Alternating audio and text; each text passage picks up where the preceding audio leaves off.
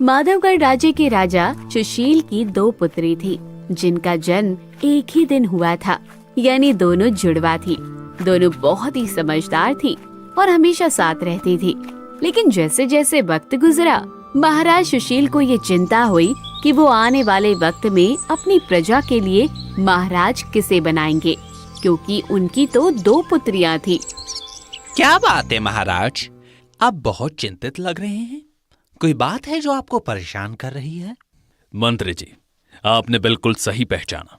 अब मेरी उम्र हो रही है और मैं चाहता हूं मेरे बाद इस राज्य का असली राजा कौन बनेगा, क्योंकि हमारा कोई पुत्र नहीं है, 2 पुत्रियां हैं। तो हम चाहते हैं कि हमारी दोनों पुत्रियों से कोई एक इस राज्य का कार्यभार संभाले। इसमें इतना सोचने की क्या बात है महाराज? दोनों राजकुमारियां ही बहुत समझदार और सुलझी हुई हैं। आप उन दोनों का विवाह ऐसे वर से कीजिए जो उनकी तरह समझदार और बुद्धिमान हो और आपके बाद इस राज्य को संभाल सके। जितना आसान आपको कहने में लग रहा है, उतना आसान ये नहीं है। वर कहां से मिलेगा मंत्री जी? जरूर मिलेगा, बस आप थोड़ा सब्र कीजिए महाराज। यहाँ राजा चिंतित थे।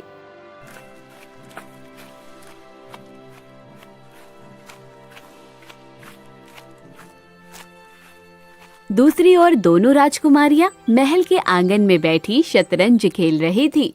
दीदी देखिए, आप हारने वाली हैं। अरे, लगता है तुमने खेल ध्यान से नहीं समझा। हार मेरी नहीं, तुम्हारी होने वाली है। हम तो बस जीत का जश्न मनाएंगे। ये तो बस आपका वहम है दीदी। खेल के बीच राजकुमारियों को प्यास लग जाती है। वो उठकर पानी पीने लगती है और जब वापस आती है तो देखती है शतरंज के दोनों राजा गायब थे। ये देख दोनों राजकुमारियों में बहस हो जाती है। ये क्या दीदी, आपने मेरा राजा क्यों चुरा लिया? ये तुम क्या कह रही हो राजकुमारी? आपने मेरा राजा चुराया है क्योंकि मैं जीतने वाली थी। नहीं दीदी, जीत मेरी होने वाली थी, इसलिए आपने मेरा राजा चुरा लिया। तुम गलत हो, तुम्हें पराजय से भय था, इसलिए तुमने राजा चुरा लिया। दोनों राजकुमारी की आवाज सुन मंत्री वहाँ आते हैं और कहते हैं, अरे अरे, क्या बात है राजकुमारी जी, आप दोनों इस तरह से किस बात पर झगड़ रही हैं? देखिए ना मंत्री जी, दीदी ने मेरा राजा चुरा लिया ताकि मैं ये बाजी ना जीत सकूं। झूठ ना बोलो कोमल, आपने मेरा राजा चुराया है क्योंकि ये बाजी मैं जीतने वाली थी। नहीं, जीत मेरी होने वाली थी। अरे आप दोनों बस कीजिए, ऐसे लड़िए मत, मैं कुछ करता हूँ। देखिए मंत्री जी, अब आपको ही हमारी मदद करनी होगी। हमें हमारा दोनों राजा वापस चाहिए और वो आप ढूंढ कर लाएंगे। कुछ ऐसा कीजिए जिससे दोनों राजा भी मिल जाए और चोर भी सामने आ जाए। तभी वहाँ राजा आ जाते हैं, जो तीनों को एक जगह जमा देख लेते हैं और कहते हैं, अरे अरे, क्या बात है? यहाँ कुछ खास चल रहा है क्या, जो हमें नहीं मालूम? सब लोग एक जगह जमा है। तभी मंत्री महाराज को पूरी बातें बताता है और महाराज ये सुन कहते हैं, ये तो गंभीर मामला है। अब तो हमें भी जानना है ये किसने किया है। लेकिन मंत्री जी, याद रहे, हमारी दोनों ही बेटी राजकुमारी है, इसलिए ये बात बाहर न जाए। अगर आपने शतरंज के राजा को ढूंढ लिया तो हम आपको इनाम देंगे। मंत्री इसी सोच में डूबा अपने घर जाता है। मंत्री का एक बेटा भी था जो किसी राजकुमार से कम नहीं था। वो मंत्री को इस सोच में डूबा देख कहता है, क्या बात है पिताजी, आप बड़ी गहरी सोच में डूबे हुए लग रहे हैं। क्या बताऊं बेटा, एक बहुत बड़ी दुविधा में फंस गया हूँ। मंत्री पवन को महल का पूरा किस्सा बताता है कि कैसे दोनों महाराज के शतरंज के राजा गायब हो गए और दोनों राजकुमारियां बताना नहीं चाहती कि राजा किसने चुराए हैं। और महाराज के आदेश पर मंत्री को इस पहेली को सुलझाने का आदेश दिया गया है। बस इतने सी बात पिताजी, आप तो बेवजह इतने चिंतित हो रहे थे। आप ये सब मुझ पर छोड़ दीजिए, मैं इस सच का पता लगाऊंगा। लेकिन वो कैसे बेटा? ये कोई मामूली गांव वाले नहीं हैं। वो राजमहल के लोग हैं, राजकुमारी हैं। एक भी गलत फैसला महाराज को नाराज कर सकता है बेटा। आप मुझ पर यकीन कीजिए पिताजी, मैं सब संभाल लूंगा। आप बस मुझे अपने साथ राजमहल लेकर चलिए। ठीक है बेटा, तुम मेरे साथ चलो। मंत्री अपने बेटे पवन को अपने साथ महल ले जाता है, जहाँ महाराज और राजकुमारियाँ पवन को देखकर कहती है, अरे मंत्री जी, अगर मैं गलत नहीं हूं तो ये आपका बेटा है ना, पवन? जी महाराज, आपने सही कहा, ये मेरा बेटा है। लेकिन मंत्री जी, आप अपने बेटे को यहाँ क्यों लाए हैं? क्या आपसे ये मसला हल नहीं हुआ? हाँ, शायद मंत्री जी ने हार मान ली। क्षमा करें महाराज और राजकुमारी जी, लेकिन ये मामला काफी पेचीदा है। मेरा बेटा गुरुकुल में पढ़कर आया है, उसे ऐसे मामलों की बहुत सूझबूझ है, तो वो इस दुविधा को दूर करना चाहता है। पहले कोई भी हल करे, हमें बस चोर का पता लगाना है। ये सुन पवन कहता है, महाराज, मैं आपसे और राजकुमारी से थोड़ा समय चाहता हूँ, और चाहता हूँ कि जो कहानी मैं आप सभी को सुनाने वाला हूँ उसे सभी ध्यान से सुने। हम बच्चे नहीं हैं जो आप हमें कहानियाँ सुनाएंगे। राजकुमारी जी, ये कहानी ही उस चोर को सामने लाएगी, इसलिए आप सभी इस कहानी को बहुत ध्यान लगाकर सुने। ठीक है, हम सब आपकी बात पर ध्यान देंगे। महाराज के आदेश से पवन कहानी शुरू करता है। काफी समय पहले एक गांव में दो सच्चे दोस्त रहते थे, जो बचपन से ही एक दूसरे के बहुत अच्छे दोस्त थे। ये देख मुरली, मैं क्या लेकर आया हूँ। अरे वाह, जलेबी मुझे बहुत पसंद है।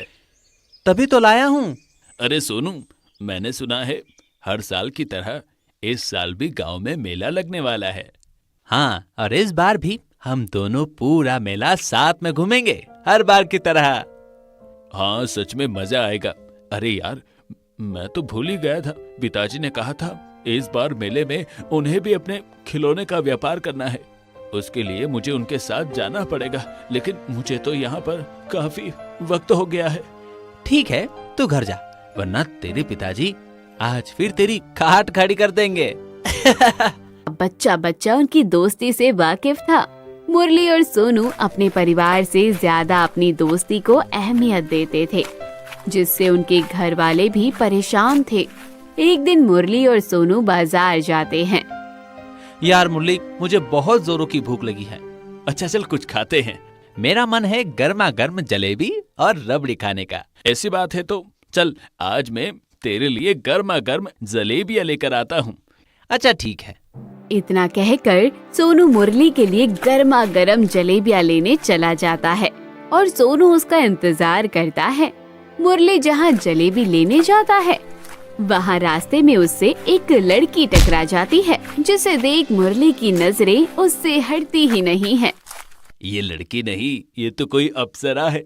कितनी खूबसूरत है। वो लड़की इतनी सुंदर थी कि जो भी उसे देखता ही रह जाता। लेकिन लड़की ज्यादा देर रुकी नहीं और वहाँ से चली गई। उसके जाने के बाद सोनू वहाँ आता है और कहता है, अरे क्या हुआ, इतनी देर हो गई तुझे? तू जलेबी लेने गया था या बनाने गया था? अरे भाई, किसे देख रहा है भाई? सोनू, तूने देखा वो लड़की कितनी सुंदर थी? कौन सी लड़की? कहाँ है? अरे वो जो यहाँ खड़ी थी मेरे सामने। मैंने तो किसी को नहीं देखा। कहीं तूने दिन में तो सपने नहीं देखे? सोनू उसका मजाक बनाने लगता है और दोनों मेले से वापस आ जाते हैं।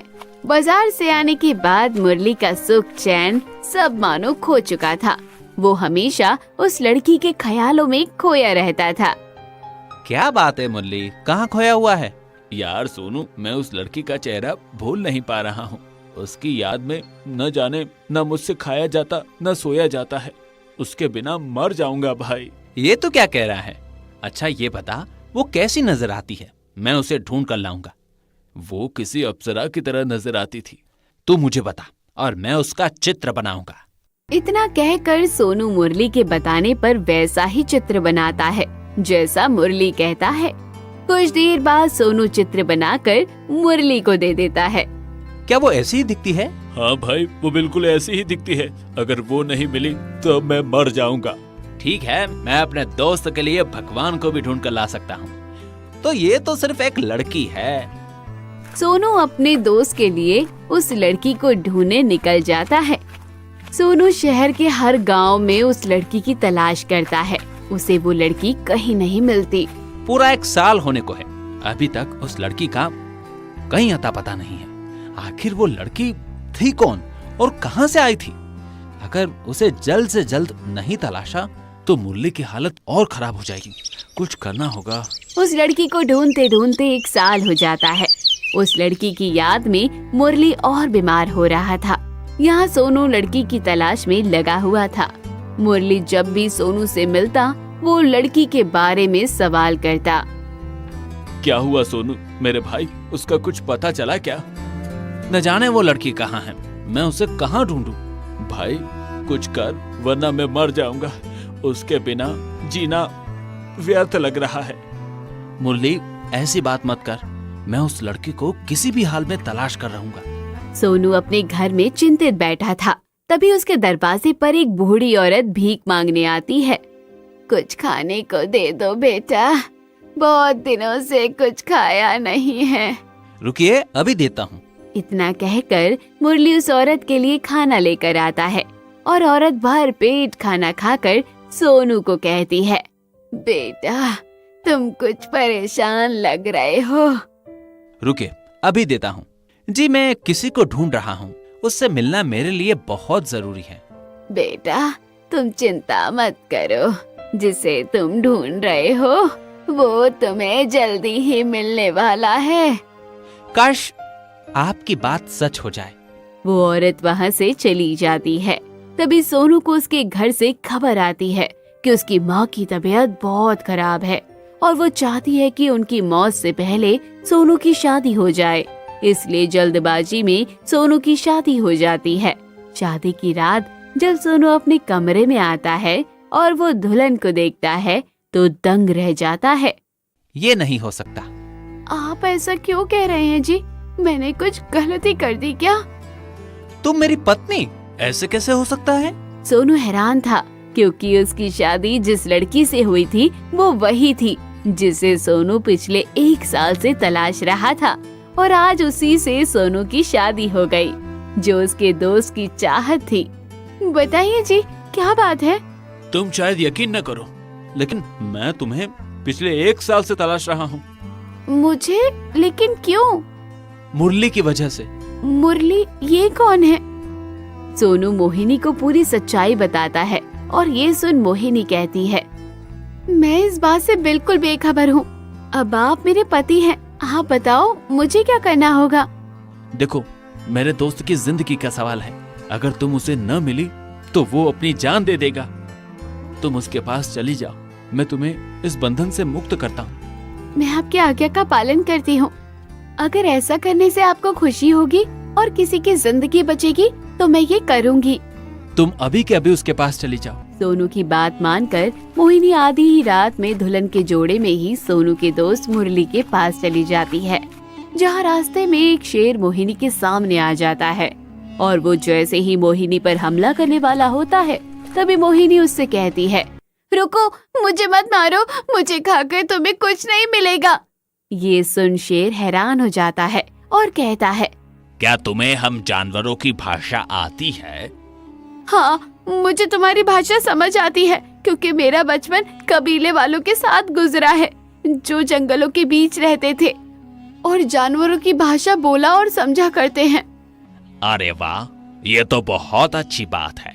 फिर तो तुम्हें खाकर और मजा आएगा। मुझे खाकर तुम अपनी कुछ दिन की ही भूख मिटा सकते हो, लेकिन उसके बाद तुम्हें फिर से भूखा घूमना पड़ेगा। तुम क्या कहना चाहती हो?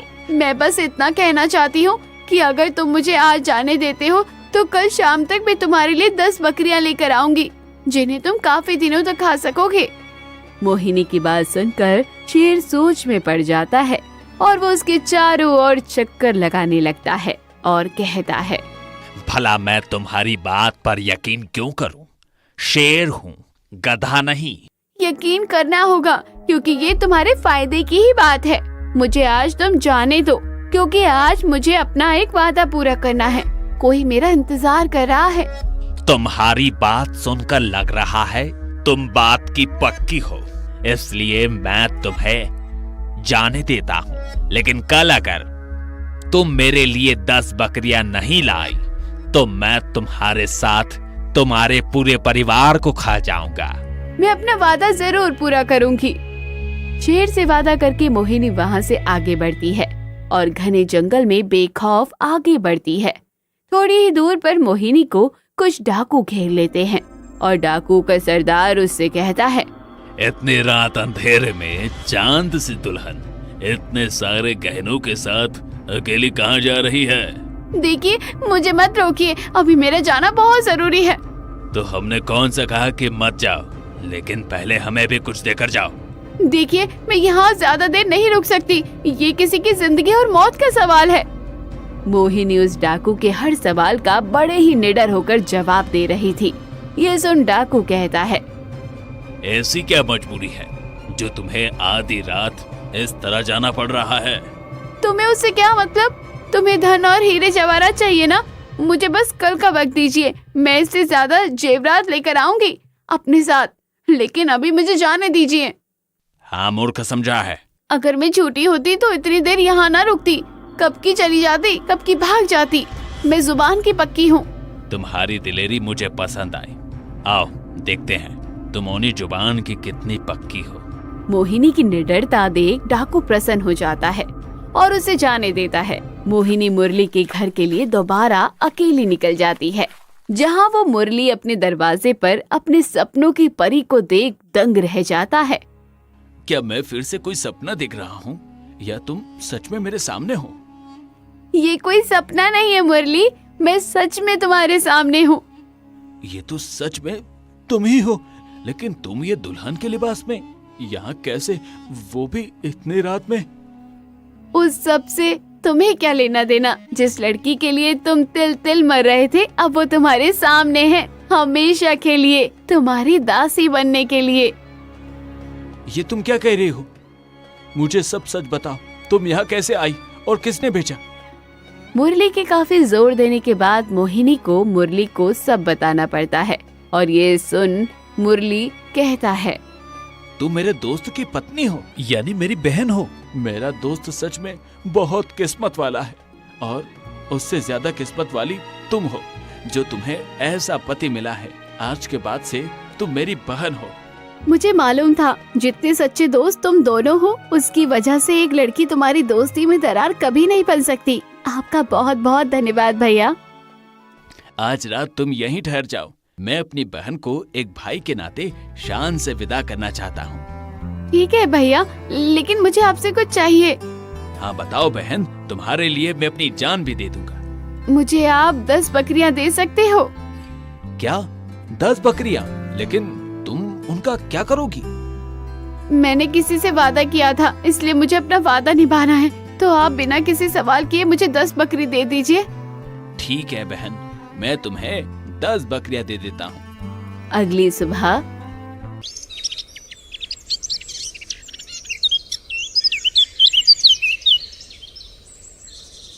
मुरली मोहिनी को पूरे मान सम्मान के साथ बहुत सारे तोहफों के साथ भेजता है। वो खुद मोहिनी को छोड़कर आने की बात करता है, लेकिन मोहिनी अकेले ही वापस जाने की जिद करती है, जहाँ रास्ते में वो उस शेर से मिलती है। आ गई तुम? मुझे लगा था तुम मेरे डर से कभी वापस नहीं आओगी। मैं कभी मुसीबत से भागकर नहीं जाती। तुम्हारे इस साहस से मैं बहुत खुश हुआ।